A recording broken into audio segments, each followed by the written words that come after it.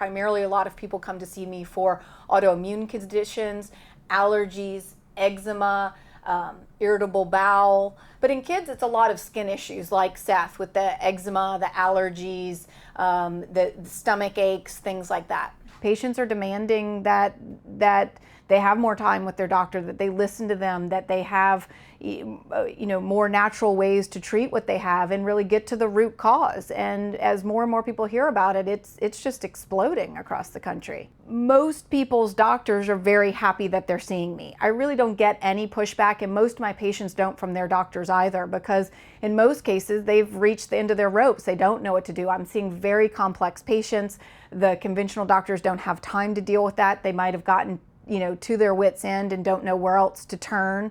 They don't know what else to offer them. So I typically get very good responses, from patients saying that their doctors are very supportive of them being here with me. There isn't a lot of quote unquote research in the sense that there isn't a drug rep to sell the gluten-free diet. Of course, there's all the gluten-free foods out there, but much of what I have to offer can't be patented or sold, and there's not a drug rep to come by. So therefore, if you know anything about research and how it gets funded, it's funded by big drug companies that then have something to sell in order to pay back the multi-million dollars that it took to get the drug onto market. So to me, the proof is in the pudding. I mean, that's what I have to say to them. There's nothing that I'm doing that's harmful for people. I'm getting them off a certain amount of foods.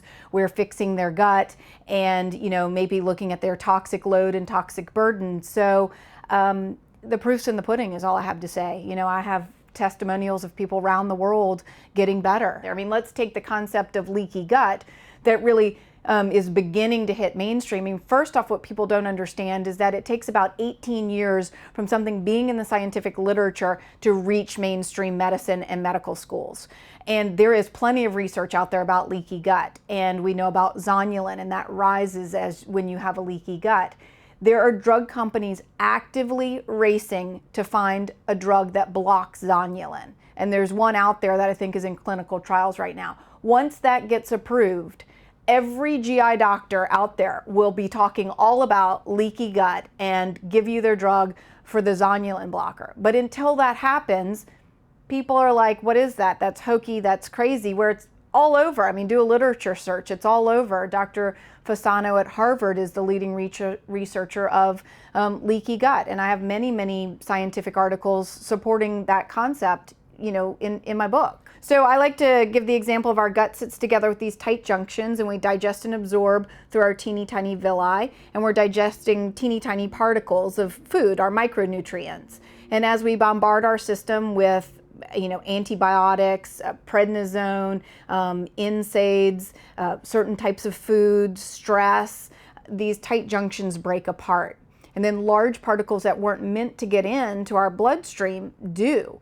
I like to think of it as sort of as a drawbridge. The tiny boats can get through. That's what's supposed to. Our gut is normally semi-permeable to allow these nutrients to get in. That's how we absorb our food. But when the moat is, or the drawbridge is left open, then large boats that maybe weren't supposed to get through can get through. Our gut is one cell layer thick, and our immune system, almost 80% of it sitting right there.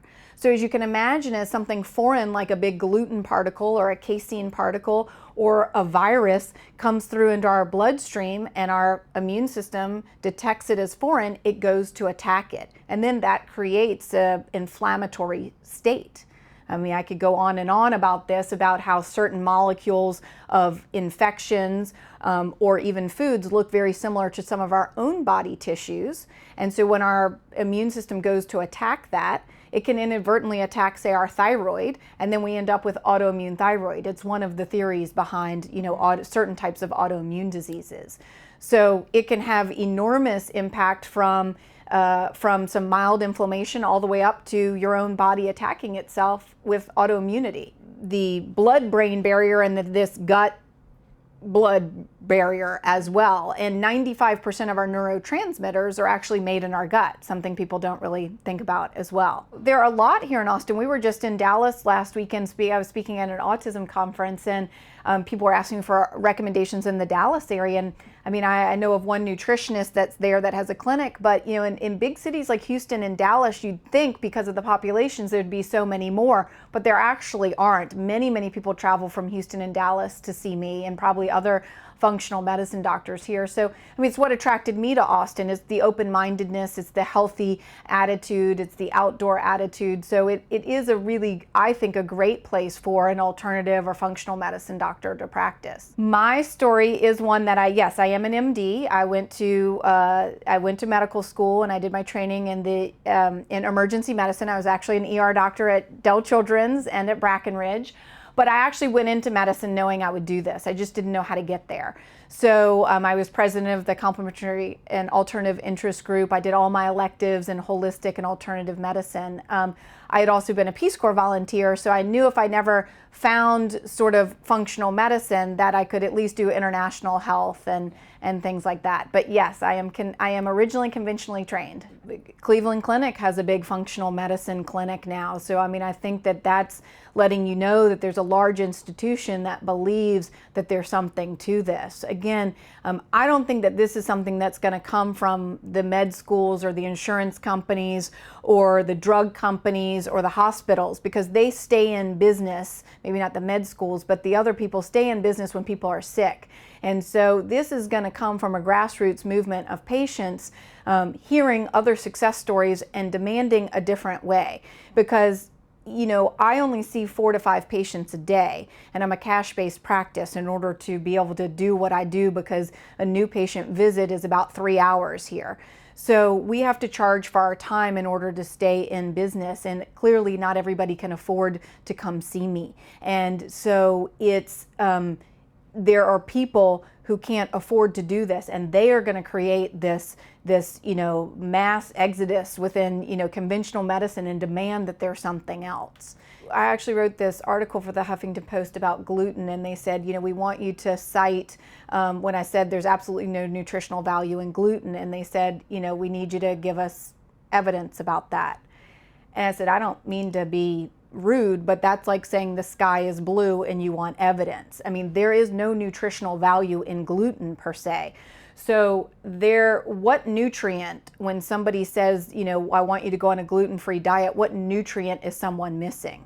They're not missing a nutrient. I mean, we could even debate about the fact about, you know, calcium and going on a dairy-free diet, and, you know, are kids going to get their calcium? There are much better ways and more absorbable ways through vegetables that children can get calcium.